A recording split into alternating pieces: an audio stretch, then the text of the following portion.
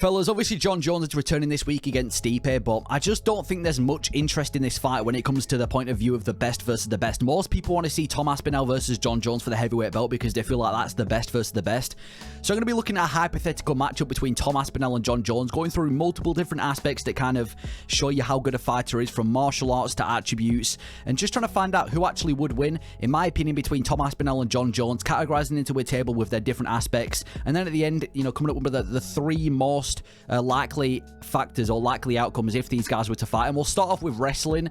Who was the better wrestler between Tom Aspinall and Jon Jones? Now, in terms of Tom Aspinall, he actually comes from a wrestling background. Obviously, he's been knocking people out left, right, and center recently, but he actually comes from more of a grappling background, as he showed before the UFC. And in the UFC so far, there's been a few fights where he's been able to show his wrestling. He's taken people down with pretty much ease. I mean, he was able to take Arlovski down as soon as he wanted to and get the submission.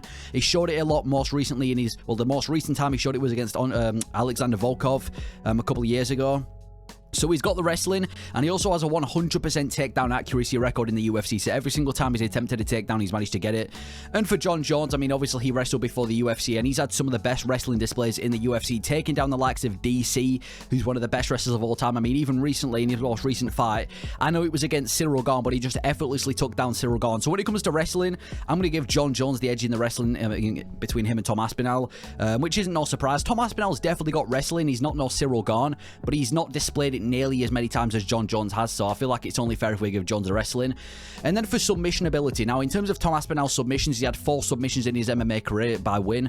In the UFC, he submitted Andrei Arlovski the second he took him down, got a submission over Alexander Volkov, which is kind of aged well because now Volkov's on a 4-fight winning streak. He has been submitted though outside the UFC. He got submitted earlier on in his MMA career.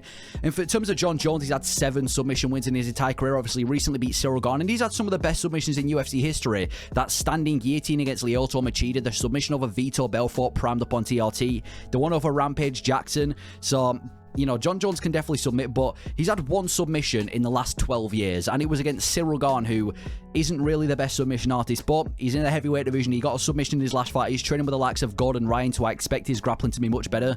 And because he's had a much longer career, I feel like it's only fair if we give Jones submissions as well. And then for takedown offense, you know, actually taking people down. I mean, we've already discussed that Jon Jones, from what we've seen, has shown that he has got the better wrestling. I'm not saying he absolutely dominates Aspinall with wrestling, but from what we've seen, Jones has the better wrestling. I mean, like I said, he was able to take down DC, and he's always been able to pretty much control people with wrestling whenever he wants. Whenever he gets people against the cage, he likes to go for that double leg takedown, gets them on their arse immediately. So I'm going to give Jones takedown offense as well. Now, in terms of takedown defense, they're both pretty, you know, they're both pretty even. Jon Jones has a takedown defense record of 95%.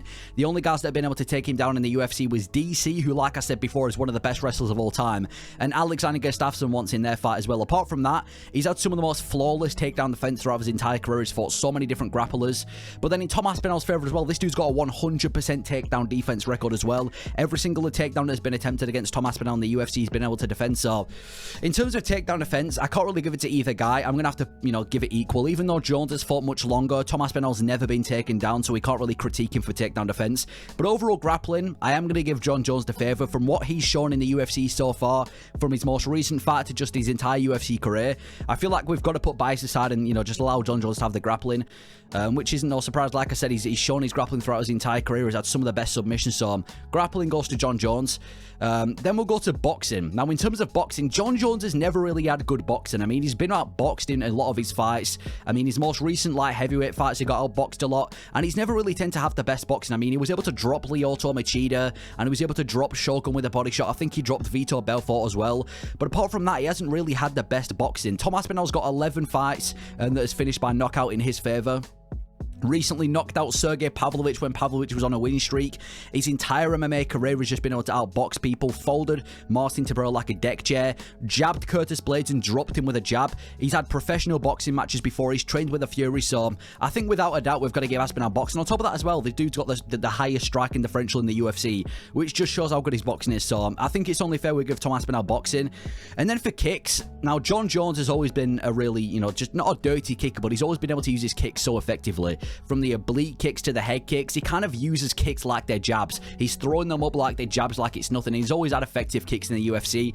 And so was Tom Aspinall recently after his comeback from his injury. He showed it in that fight with Marcin Tybura, with those body kicks and those head kicks. Even the fight with Sergey Pavlovich where he was paying dividends to the leg early on. And another thing that really impresses me about Tom Aspinall is he does this thing where when his opponent throws a leg kick, he'll kind of do an oblique kick to the other leg, and it seems to be really effective in the UFC. It's a habit that he picked up from the beginning of his UFC career that he keeps on doing. So I think for kicks, I'm going to have to say it's equal. And you might disagree with that and say that Jones has shown he's got better kicks and he's had a much longer career, but you got to remember, we're talking about heavyweight Jon Jones.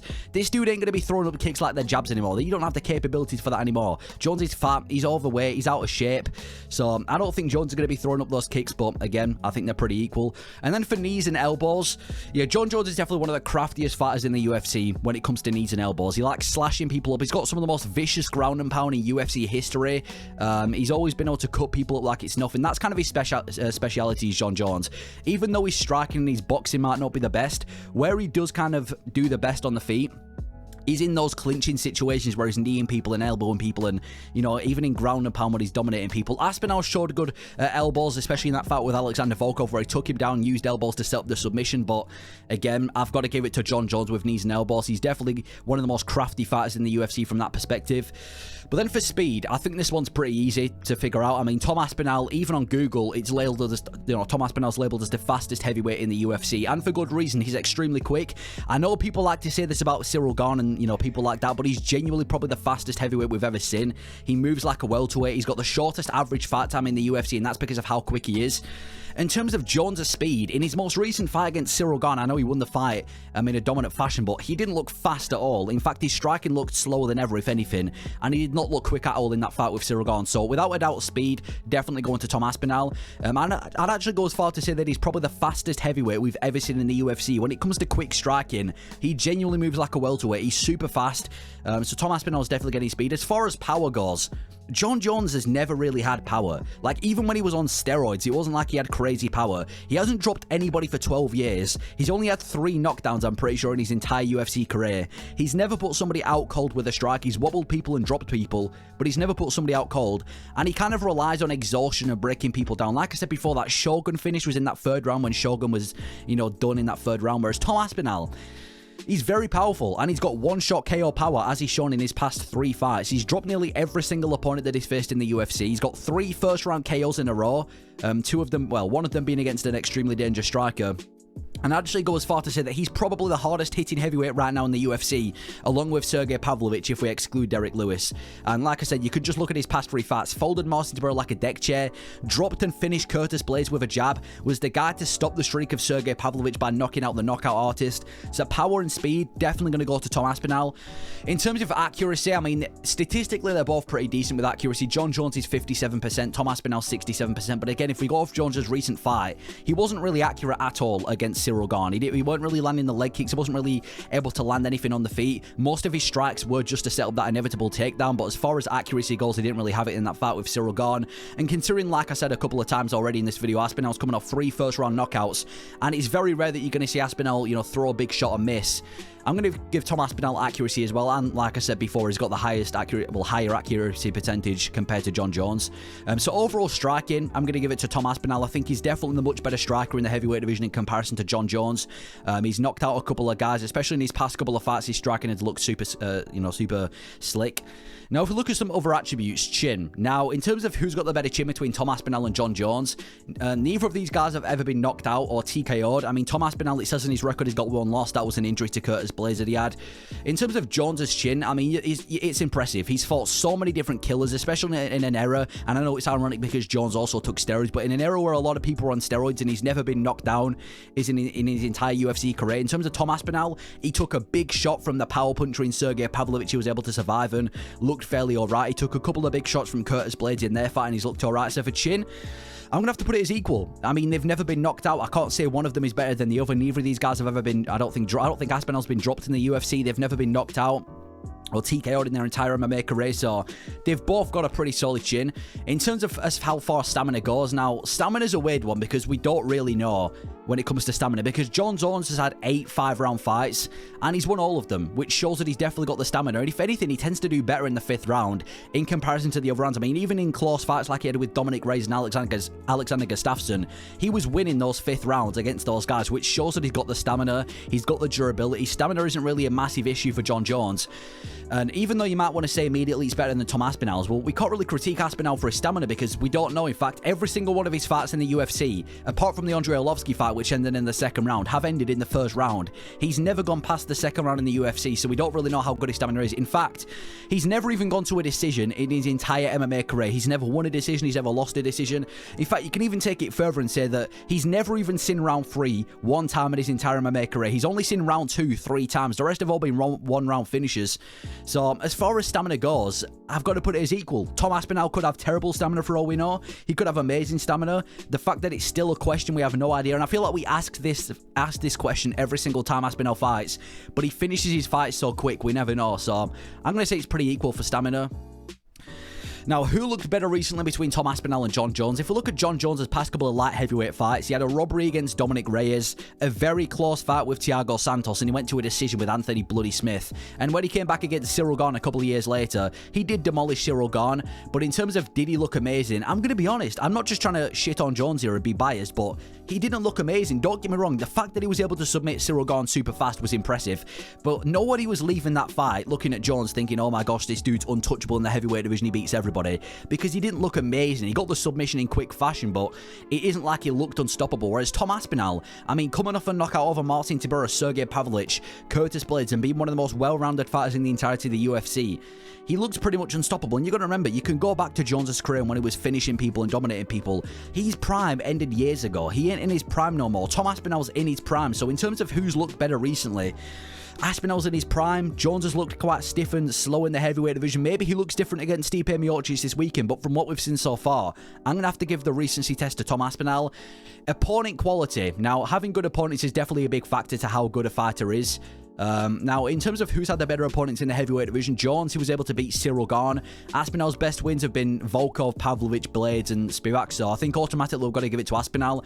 Beating Cyril Gane, a favourable matchup, is cool and all, but I think Tom Aspinall's resume already in the heavyweight division is much more impressive. I think he's beaten like 5 top 10 heavyweights right now, which is a crazy statistic to say that he's not a champion.